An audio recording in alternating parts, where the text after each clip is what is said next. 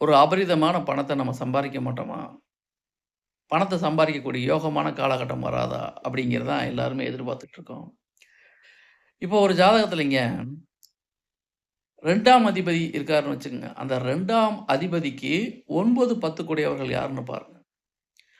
அவர்கள் உங்கள் ஜாதகத்தில் நன்றாக இருந்து, அது சம்பந்தப்பட்ட தசாபுத்திகள் நடந்தாலும் உங்களுக்கு பண வரவு வரும்.